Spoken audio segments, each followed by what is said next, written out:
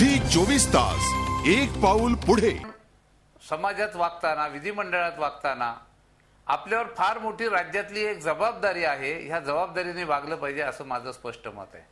आजचा जो सगळा प्रकार झाला, मी सभागृहामध्ये होतो, नंतर मी अध्यक्षांच्या दालनात होतो, त्यांनी आम्हाला बोलवलं म्हणून, आणि चर्चा करत असताना ही बातमी आली, तेव्हा सिक्युरिटीच्या लोकांना बोलवलं।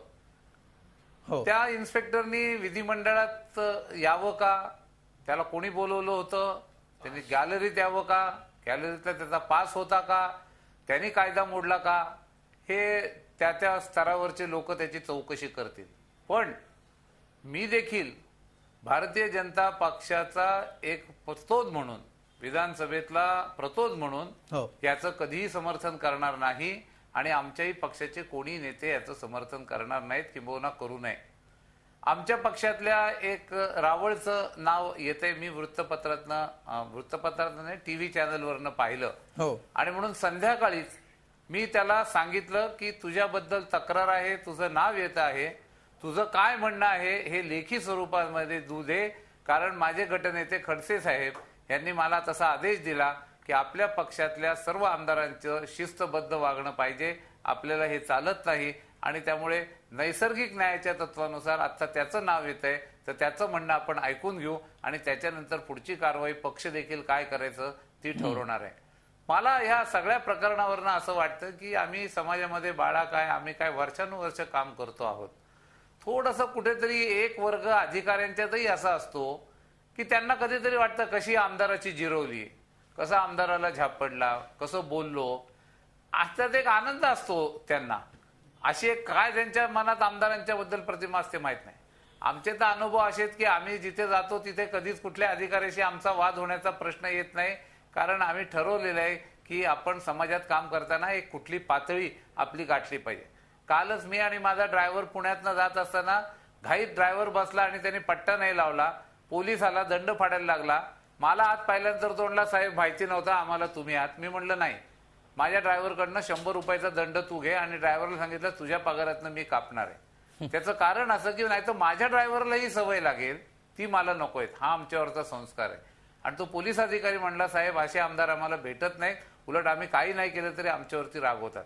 आणि म्हणून आमदारांनाही काही वेळेला असं वाटतं समाजामध्ये की आमची जी प्रतिष्ठा आहे ती पोलीस कुठेतरी कमी करतात का। कालच्या सगळ्या प्रकरणामध्ये समज गैरसमज काय झाले, कारण मला आमदार ठाकूरने पण त्याच्याकडची क्लिप दाखवली, ती अध्यक्षांनी तपासलेली आहे, आणि आज सभागृहात जे घडलं ते इतके सगळे लोक तिथे गर्दी असताना काय घडलं, माननीय मुख्यमंत्री आहेत, आमचे गटनेते खडसे साहेब आहेत, हे सगळे जण आम्ही बसून ते बघणार आहोत, आणि निश्चितपणे दोषी, मग तो आमदार असो, खासदार असो, लोकप्रतिनिधी असो, नगरसेवक असो, नाही तर तो पोलीस अधिकारी पण असो, दोष ज्याच्यामध्ये असेल त्याला त्याचं योग्य शासन झालं पाहिजे। पण मला असं वाटतं की लोकशाही ज्या पद्धतीनं आपण सगळेजण काम करतो, ज्या कामाकरता आम्हाला लोकांनी विधिमंडळात निवडून दिलेलं आहे, गोरगरीब लोकांची अनेक कामं आमच्या हातून व्हायची आहेत, होता आहेत, त्या कामामध्ये आपण अधिकृत घेतला पाहिजे, आणि हा कुठलाही प्रेस्टिजचा विषय करता कामा नये। एकदा प्रेस्टिजचा विषय झाला, इगो आला किंवा त्यातनं हे सगळे प्रॉब्लेम निर्माण होतात। आणि म्हणून मला असं वाटतं की कुठल्याही सरकारी कर्मचाऱ्याला, किंबहुना कुठल्याही नागरिकाला, कर्मचारीच कशाला, सामान्य माणसाला लोकप्रतिनिधींनी मारहाण करणं हे बरोबर नाही। असंच आपला आदर्श लोकांपुढे गेला तर पुढे ह्या लोकशाहीची हुकुमशाहीमध्ये प्रवृत्ती बळावेल। हे वातावरण आपल्या देशाला मारक आहे, तारक नाही, आणि म्हणून आपण कायदा हातात घ्यायचा नाही। आपण कायदे बनवायला इथे आलोत।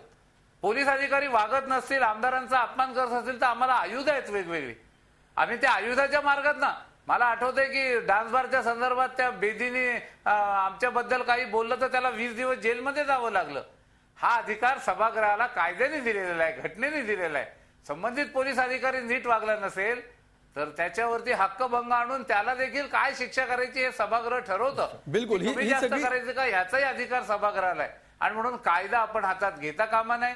कायद्याचं राज्य हे प्रस्थापित केलं पाहिजे, आणि ह्याच्यात लोकप्रतिनिधींची चूक झाली, आमदारांची चूक झाली तर त्यांनी मोठे मनाने सांगितलं पाहिजे की हो माझ्या भावनेच्या आहारात जाऊन चूक झाली, चुकीला समाज माफी करतो लक्षात ठेवा, पण चूक कबूल न करणं हा गुन्हा आहे। आणि म्हणून आज चूक कोण आहे हे आम्ही केवळ टीव्ही चॅनलच्या बातमीवरून कोणाच्या निष्कर्षाप्रत येऊ शकत नाही। बिलकुल चूक हे सगळे या प्रकरणातले दोषी चूक कबूल करणार का, हा एक अत्यंत महत्त्वाचा प्रश्न आहे जो मुद्दा तुम्ही उपस्थित केलेला आहे. याविषयी आपण चर्चा करूया. एका ब्रेकची वेळ झालेली आहे. ब्रेक नंतर आपण या विषयावरची चर्चा सुरू ठेवूया. झी 24 तास, एक पाऊल पुढे.